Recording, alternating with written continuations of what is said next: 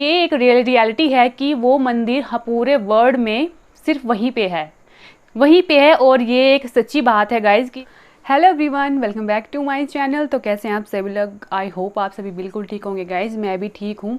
तो बात करते हैं आज की वीडियो की। तो फर्स्टली मैं आपको बता दूं, मैंने आपको अपनी लास्ट वीडियो में कहा था कि आप मैं जो भी नेक्स्ट वीडियो बनाऊंगी उस वीडियो में आपको बताऊंगी कि हमारे यहाँ पे जो मणिमहेश की यात्रा होने होती है वो किस तरह से होती है, क्या है इसकी मान्यता और इसके आधार पे लोगों की क्या क्या सोचें हैं और ये कहाँ से शुरू होती है। तो आज मैं ये थोड़ा सा आपको डिटेल में बताने की कोशिश करूँगी। आई होप आपको आज का ये वीडियो अच्छा लगेगा। और गाइज़ फर्स्टली मैं आप सभी से रिक्वेस्ट करूँगी कि प्लीज़ वीडियो पूरा वो ज़रूर करें, क्योंकि वीडियो आज काफ़ी इंटरेस्टिंग होने वाला है और साथ में थोड़ी नॉइज़ भी मिलेगी आप लोगों की। आपको भी इतना पता चलेगा कि हमारे यहाँ चंबा में, हिमाचल में कितनी ज़्यादा चीज़ें हैं जो हमें खुद को नहीं पता है, जो हमें बाद में जाके पता चलती है। तो मैं भी आपको आज कुछ चीज़ें बताने की कोशिश करूँगी। तो देखते हैं आपको आज का वीडियो कैसा लगता है। तो शुरू करते हैं आज का वीडियो। तो गाइज़ फर्स्टली मैं आपको बता दूं कि ये जो मणिमहेश की यात्रा है वो हर साल हमारे यहाँ चंबा में कहूँ या भरमौर में कहूँ होता है। हमारे यहाँ पे ये कल्चर है, ट्रेडिशनल है या कहूँ परंपरा है जो बहुत टाइम से चली आ रही है। ये परंपरा तब से है जब मुझे और मेरे बड़े बूढ़े जो भी मेरे बुज़ुर्ग है, ओल्ड जो भी है, उनके टाइम से चली आ रही है। तो इसकी क्या है रीज़न, मैं आपको बताने की अगर बात करूं तो इतनी ज़्यादा डिटेल तो शायद मैं भी नहीं जानती हूं। बट ऐसा है कि हर साल इन्हीं दिनों में होता है। जैसे ये वीडियो मैं आपको कल डाल के दिखाऊंगी, तो ये जो मैं आपको बता रही हूँ ये भी कल ही है। जैसे अभी मैं आपको ये बता रही हूँ, लेकिन जो रियल में मणिमहेश की यात्रा है वो कल होने वाली है। तो हर साल ही बहुत से लोग अपने यहाँ के कहूँ या बाहर से लोग कहूँ जो टूरिस्ट होते हैं या फिर जो इस चीज़ को पता है, जिन लोगों को, वो बाहर से बड़े ज़्यादा लोग आते हैं और इस यात्रा को करते हैं। और हमारे चंबा से भी बहुत ज़्यादा लोग जाते हैं, हर साल ये होता है। बट अभी सभी को पता है कि कोरोना है, तो अभी हमारे सभी यहाँ पे जो भी बड़े हैं उन्होंने सभी ने डिसीज़न लिया है कि इतना ज़्यादा नहीं करने हैं, क्योंकि भीड़ भाड़ बहुत ज़्यादा हो गई तो थोड़ी प्रॉब्लम बढ़ जाती है और कोरोना केसेस भी आने शुरू हो जाते हैं। तो इसी वजह से थोड़ा सा इस जो भी है यात्रा ये थोड़ी कम कर दी है, बट फिर भी लोग जा रहे हैं। तो फर्स्टली मैं शुरू करती हूँ अपने चंबा से। तो हमारा ये है, जैसे यहाँ मैं चंबा में रहती हूँ अभी, चंबा से हम लोग अगर जाने की शुरुआत करेंगे तो कल जो चंबा में जो लोग जाने वाले हैं वो कल ही, आज ही निकल जाएंगे, ताकि वो कल या भरमौर और आगे हरसर जो भी आगे आगे जगह आएंगी वहाँ से होते हुए कल वो सुबह ऊपर 4 बजे जाके वहाँ सुबह की जो परवी लगती है उसको नहाएंगे और उसका मज़ा लेंगे। तो फर्स्टली चंबा से हम जाने की अगर बात करें तो हम अगर अपनी गाड़ी से जाएंगे तो ईजिली शाम तक पहुँच जाएंगे। अगर हम बसेज़ में जाएंगे तो हमें थोड़ा ज़्यादा टाइम लगेगा। तो अगर मैं अपनी बात करूँ तो मैं खुद अभी तक नहीं गई हूँ, लेकिन हाँ जाने की इच्छा ज़रूर है। बट अभी देखते हैं कब भगवान का बुलावा आता है। और वैसे मैं आपको बात बताऊँ तो मैंने सुना है कि जब तक शिव जी का खुद से बुलावा नहीं आता है तो वहाँ पर जाना पॉसिबल नहीं होता है।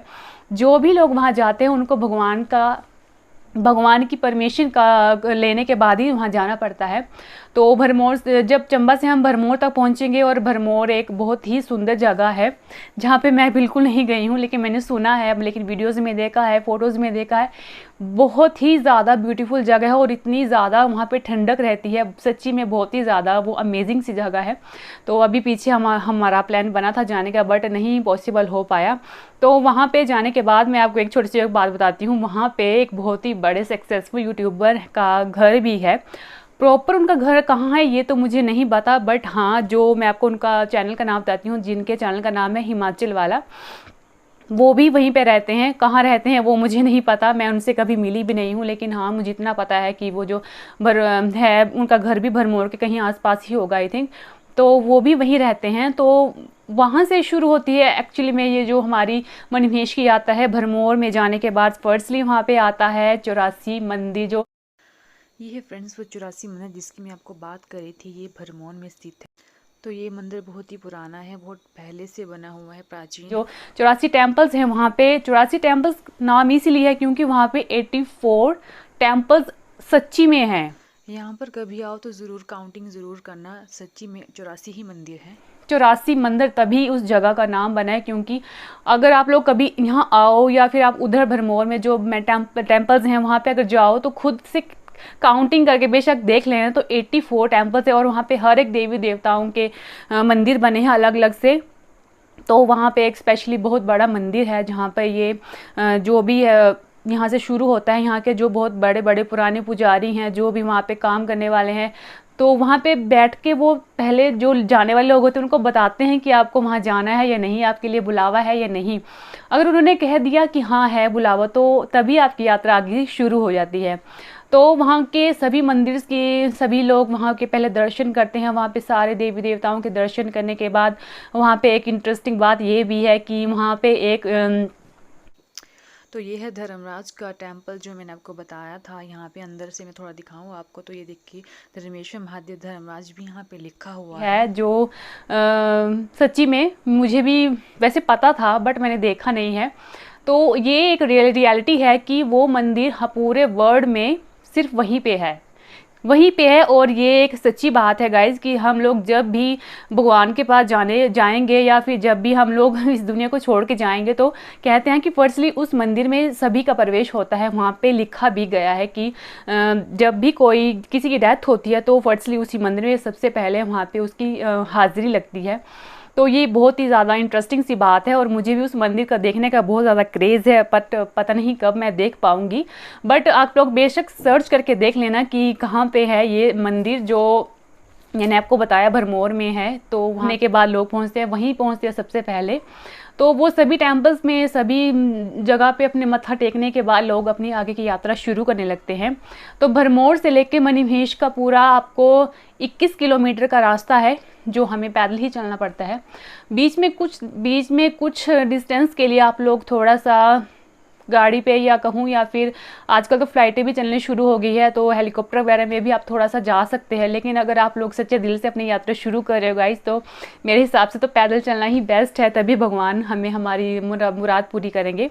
तो भरमौर से शुरू होता है आगे का सफ़र शुरू। तो वहाँ से होकर हड़सर से आगे धनचो, बहुत सी जगहें हैं जहाँ से होकर हमें जाना पड़ता है। और वहाँ की बहुत ही सुंदर सुंदर हिस्ट्रीज़ हैं, बहुत ही ज़्यादा प्यारी बातें हैं जो मुझे भी इतना ज़्यादा क्लियरली नहीं पता है, बट हमारे बड़े बूढ़े जो हमें सिखाया है, हमें बताया है, उसी के आधार पर जो भी वहाँ पे शिवजी और पार्वती के बीच में जो भी छोटी सी नोक झोंक हुई थी, जब वो रूठ के गई थी, वहाँ पे जो भी है ना, वो सभी वहाँ पे जब हम लोग यात्रा शुरू करते हैं ना, तो वहाँ बीच में वो सारी जगहें वहाँ पे आती हैं। कहाँ पे पार्वती माता ने अपने बाल धोए थे, कहाँ जब शिव जी ने उनको डांटा था तो वो कहाँ उन्होंने अपने बच्चों को छिपाया था, माता कहाँ रूठ के गई थी। तो वो सारी जगहें जब आप वहाँ जाओगे, उस जर्नी को एंजॉय करोगे, तो साथ में वो छोटी छोटी स्टोरीज भी आपको साथ में देखने को मिलेगी। तो ये सफ़र तो काफ़ी अमेजिंग है, बट हाँ थोड़ा वेदर का प्रॉब्लम रहती है वहाँ पे बहुत ज़्यादा, क्योंकि नेचुरल सी बात है कैलाश की तरफ जा रहे हैं तो मौसम तो बेईमान होगा ही।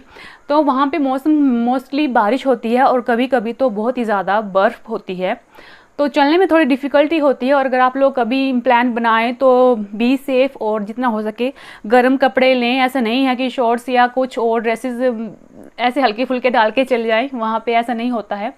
आप लोग जब भी ऐसा कुछ करें तो ये हमेशा याद रखें कि वहाँ पे सिर्फ आपको गर्म कपड़े ही चाहिए होंगे। शूज़ चाहिए होते बहुत ही स्ट्रॉन्गली, जो बर्फ़ में अच्छे से पैर जमा सके, क्योंकि जो बाहर के लोग होते हैं ना, उनको पहाड़ों में चलने की आदत बिल्कुल नहीं होती है, जिसकी वजह से वो कई बार ऐसा होता है लोग फिसल जाते हैं, तो जिसकी वजह से कई बार अनफॉर्चुनेटली लोगों की डेथ भी हो जाती है। बट थोड़ी नॉलेज रखोगे तो फिर प्रॉब्लम नहीं आएगी। तो जैसे जैसे हमारा सफ़र आगे बढ़ता जाएगा, आपको बहुत सुंदर सुंदर सी जगहें देखी जाएंगी।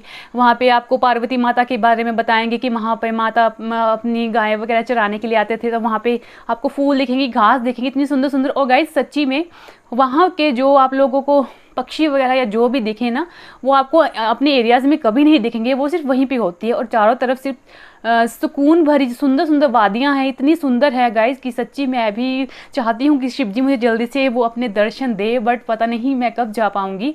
और जैसे ही हम ऊपर मणिमहेश के पास पहुँचते हैं, और इस रास्ते के बीच में आपको ऐसा नहीं है कि अब इतने दूर का रास्ता है तो हम लोग किस तरह से खाने पीने का सर्वाइव करेंगे, रात को कैसे रुकेंगे, तो वो आपको टेंशन लेने की कोई बात नहीं है। वहाँ पे रास्ते पे आपको हर जगह पे लंगर मिलेंगे, जहाँ पे बहुत ही अच्छा खाना मिलता है। खाना आपको मिलेगा, चाय मिलेगा, चाय के साथ जो भी छोटे मोटे स्नैक्स होते हैं वो आपको वहाँ पे अवेलेबल करवाए जाते हैं। आपको वहाँ पे वॉशरूम भी बनाए जाते हैं। अगर आपको चढ़ते टाइम थोड़ी सी रात हो जाए तो वहाँ रुकने के लिए भी उन्होंने छोटे छोटे रूम्स बनाए होते हैं जो एक रात निकालने के लिए काफ़ी अच्छे हैं। तो ऐसा नहीं है कि वहाँ जाना है तो अपना खाने पीने का भी कुछ बांध के लेके जाएंगे, इतने दूर के सफ़र के लिए नहीं। आपको ऐसा सोचने की कोई बात नहीं है, सिर्फ आपको अपने बैग्स में अपने लिए गर्म कपड़े और कुछ इंपॉर्टेंट सामान डाल के जाना है और आपको वहाँ कुछ लेने की ज़रूरत नहीं है। खाना पीना सब कुछ रहना आपको वहीं पर अवेलेबल हो जाएगा। और साथ में ऐसा ना सोचे कि वहाँ जाने के बाद हम लोग हमारा फ़ोन वगैरह बातें वगैरह होएंगी, वहाँ पे सिग्नल नहीं होते हैं तो आप लोग अपने फ़ोन्स का भी यूज़ नहीं कर पाओगे वहाँ पे जब टॉप पे पहुँच जाओगे। तो खाने पीना रहना वहना सब कुछ ईजिली है, बस थोड़ा चलने में थोड़ी डिफ़िकल्टी रहती है। जो थोड़े लोग गांव के होते हैं, जैसे पहाड़ी होते हैं, वो तो चलना ईजी समझते हैं, बट जो बाहर से आते हैं, जो लोग टूरिस्ट होते हैं, तीर्थ यात्रा करने के लिए आते हैं, उनके लिए थोड़ा डिफ़िकल्ट हो जाता है। बट वो कहते हैं ना, भगवान का अगर आशीर्वाद हो तो सब कुछ प्रॉब्लम सोल्व हो जाती है। तो नेक्स्ट डे तो सोच लीजिए नेक्स्ट डे को हम लोग पहुँच गए ऊपर मणिमहेश के डल में, जहाँ पे एक बहुत ही बड़ा जैसे झील जैसी बनी है वहाँ पे। तो ये रही हमारी यात्रा। यहाँ पे पहुँचते ही हम मणिमहेश पहुँच जाते हैं पे। और वही है शिव जी के मेन दर्शन का एक जगह। वहाँ पे क्या है मैं आपको बताती हूँ। उस पवित्र पानी में लोग कहते हैं कि अगर आप नहाओगे ना तो आपको सारे जो भी आपकी परेशानियां हैं वो दूर हो जाएंगी, जो भी मन की इच्छाएं हैं वो पूरी हो जाएंगी और भोलेनाथ आपको आपकी सारी खुशियां देंगे और बहुत अच्छा आशीर्वाद भी देंगे। तो ये सुबह की ये परवी लगती है जो 4 बजे शुरू होती है। उस टाइम पे ही नहाते हैं सभी जो भी वहाँ पे जाते हैं लोग। वहाँ पे सुबह स्नान करते हैं, वहाँ से पानी भी भर कर लाते हैं, वहाँ का पवित्र पानी जो भी होता है। उसके बाद वो लोग यहाँ पे उस जो भी मैंने आपको झील बताई पानी की, उसके सामने ही शिव जी भगवान जी का एक बहुत ही बड़ी शिला है, पर्वत है, बहुत ही ज़्यादा विशाल है। तो यहाँ देखिए फ्रेंड्स, ये जो सामने आपको बहुत बड़ा पर्वत दिखाई दे रहा है, इसी को ही भगवान शिव जी का कहा जाता है घर, और कहूँ या महल, यही है वो। मैं साथ में आपको क्लिप्स भी दिखाती जाऊंगी जो मैं आपको बता रही हूँ, उसके साथ में फ़ोटोज़ भी दिखाती जाऊंगी, शेयर करती रहूँगी ताकि आपको क्लियरली समझ आ जाए। सामने शिव जी की एक बहुत बड़ी शिला है। वो कहते हैं कि वहीं पे शिव जी और पार्वती भगवान जी साथ में रहते हैं और वो हमें दिखता है पर्वत, लेकिन वो है उनका महल। ये भी मैंने सुना है। वहाँ पे वो अपनी फैमिली के साथ रहते हैं। बहुत से लोग ऐसे हैं जो जिन लोगों ने वहाँ पर जाने की कोशिश करी है बट आज तक नहीं जा पाए हैं, क्योंकि कहते हैं कि शिव जी भगवान ऐसा नहीं करते हैं। और एक बात ये भी है कि उस पर्वत के जो भी है दर्शन करना इजी नहीं है, क्योंकि वो उन्हीं लोगों को दर्शन मिलते हैं जो जिनको शिव जी भगवान दर्शन देना चाहते हैं। और मैंने तो यहाँ तक भी सुना है कि कुछ लोगों को तो साक्षात भोलेनाथ ने अपने दर्शन भी दिए हुए हैं। अब इन बातों पे कितनी सच्चाई है ये तो मुझे भी सच्ची में नहीं पता है, बट मैंने भी आपको सुना दी बात। तो वो बिल्कुल जो झील है उसके बिल्कुल सामने है। अगर पानी बिल्कुल रुका हो ना तो वो झील का जो भी परछाई है तो बिल्कुल पानी में पड़ते, जैसे लगता है यहीं पे भोलेनाथ आ गए हैं। तो वो खासकर पूरा पर्वत पूरे बादलों से ढका रहता है। इतनी ज़्यादा वहाँ पे धुंध और बारिश और बादल रहते हैं कि वहाँ के दर्शन करना बहुत ही ज़्यादा मुश्किल होते हैं। बट जो लोग लकी होते हैं, जिनको भगवान ने दर्शन देने ही होते हैं, वो दर्शन करके ही जाते हैं। और एक बात मैं अगर आपको बताऊं तो कुछ हिस्ट्री ही समझ लीजिए। कुछ लोगों ने पहले कोशिश करी थी वहाँ तक पहुँचने की। तो जैसे हमारे यहाँ पे गद्दी कहते हैं जो अपने भेड़ों वगैरह को चराने के लिए जाते हैं, तो वहीं पे एक गद्दी भी अपनी भेड़ों के लेके गए थे चराने के बहाने कि मैं उस पर्वत तक पहुँच जाऊँगा। तो जैसे ही वो गए तो थोड़े रास्ते पे पहुँचने के बाद ही वो एक खुद से ही पत्थर बन गए और साथ में वो जो उनकी भेड़ें थी वो भी पत्थर की शिलाएं जैसी बन गई है। तो वो भी वहीं पे बनी है। कहते हैं कि वो भी थोड़ी सी उनकी स्टैच्यू जो है ना वो देखने से पता चल जाता है कि ये बने हुए हैं। और एक सांप भी गया था, हमने सुना था, उस पर्वत तक पहुंचने की कोशिश की थी उस सांप ने भी, तो वो सांप भी पत्थर बन गया था। तो अभी तक तो वहाँ कोई नहीं जा पाया है, क्योंकि वहाँ पे जाना किसी के बस की बात नहीं। कहते हैं कि उस जगह पे तो परिंदा भी पर नहीं मार सकता है, इतनी ज़्यादा वहाँ पे शिव जी की पावर है कहूँ, या फिर साक्षात है भोलेनाथ वहाँ पे। तो वहाँ पे जाना बिल्कुल पॉसिबल नहीं है खुद से। और मैंने भी अपनी पूरी लाइफ में या अपने बड़ों से नहीं सुना है कि वहाँ पर अभी तक कोई गया है।